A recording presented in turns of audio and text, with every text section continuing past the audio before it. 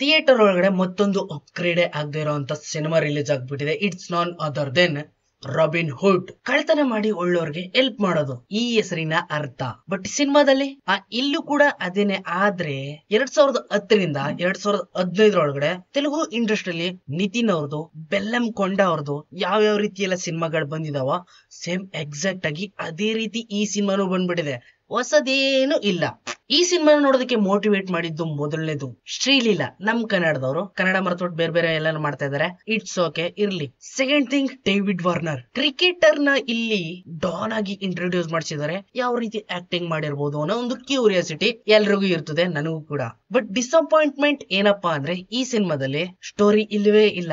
ಹಿಂದೆ ನೋಡಿರೋಂತ ಇಷ್ಟೊಂದು ಸ್ಟೋರಿಗಳನ್ನೇ ಮಿಕ್ಸ್ ಮಸಾಲಾ ಮಾಡಿ ಕೊಟ್ಬಿಟ್ಟಿದ್ದಾರೆ. No use. ಬಟ್ ರೀಸೆಂಟ್ ಆಗಿ ರೀಲ್ಸ್ ಗಳಲ್ಲೆಲ್ಲ ಟ್ರೆಂಡ್ ಆಗಿದ್ದಂತ ಒಂದು ಸಾಂಗ್, ಐಟಮ್ ಸಾಂಗ್, ಇದನ್ನ ನೋಡ್ಬೇಕು ಅಂತ ಕ್ಯೂರಿಯಾಸಿಟಿ ಯಾರಿಗಾದ್ರೂ ಇರ್ತದಪ್ಪ. ಸಿನಿಮಾದ ಸ್ಟೋರಿ ಇಷ್ಟೇನೆ. ಎಕ್ಸಾಕ್ಟ್ ಆಗಿ 10 ವರ್ಷದ ಹಿಂದೆ ಈ ರೀತಿ ಸ್ಟೋರಿಗಳು ಬೇಜಾನ್ ಬಂದ್ಬಿಟ್ಟಿದಾವೆ. ಒಂದೂರ್ಗ್ ಹೋಗಿ ಒಬ್ಬ ದೊಡ್ಡ ವಿಲನ್ ಅಟ್ಯಾಕ್ ಮಾಡ್ತಾನೆ, ಊರಲ್ಲಿರುವಂತ ಜನಗಳನ್ನೆಲ್ಲ ಎದುರಿಸಿ ಏನನ್ನು ಇಲ್ಲಿಗಲ್ ಆಗಿ ಮಾಡ್ತಾ ಇರ್ತಾನೆ. ಒಬ್ಬ ಹೀರೋ ಬಂದು ಅದನ್ನ ಸೇವ್ ಮಾಡ್ತಾನೆ, ಅದು ಕೂಡ ಸೀಕ್ರೆಟ್ ಆಗಿ. ಅದಾದ್ಮೇಲೆ ಕೊನೆ ಎಂಡ್ ಅಲ್ಲಿ ಶುಭಂ.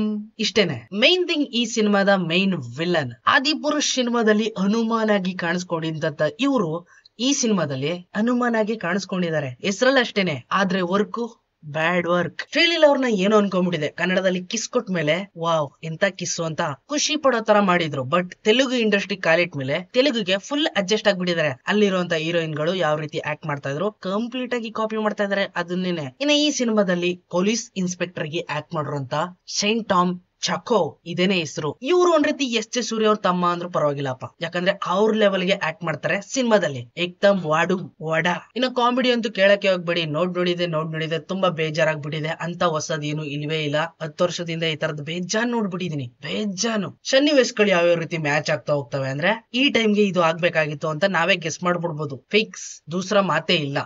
ಬಂತು ಐಟಮ್ ಸಾಂಗ್ ಬಂತು ಅಂದ ತಕ್ಷಣನೇ ಕಣ್ಣು ಮಿಟಕಿಸ್ತೆ ನೋಡ್ತಾ ಇದೆ ನಾನು ಪ್ಲಸ್ ಆಡಿಯನ್ಸ್ ಗಳು ಎಲ್ರು ಕೂಡ. ಹೊಸ ಸ್ಟೆಪ್ ಇತ್ತಲ್ಲ, ಸೈಕ್ ಆಗಿದೆ. ಇನ್ನ ಸೆಕೆಂಡ್ ಥಿಂಗ್, ಡೇವಿಡ್ ವಾರ್ನರ್ ಯಾವಾಗ ಬರ್ಬೋದು ಅನ್ನೋ ಒಂದು ಕ್ಯೂರಿಯಾಸಿಟಿ ಮೇಲೆ ಕಾಯ್ತಾ ಕೂತ್ಕೊಂಡ್ರೆ ಫುಲ್ ಡಿಸಪಾಯಿಂಟ್ಮೆಂಟ್. ಕೊನೆ ಕ್ಲೈಮ್ಯಾಕ್ಸ್ ಅಲ್ಲಿ 2 ನಿಮಿಷ ಕಾಣಿಸ್ಕೊಳ್ಳೋದವ್ರು, ಅದು ಕೂಡ ಕ್ರಂಚ್ ಆಗಿ.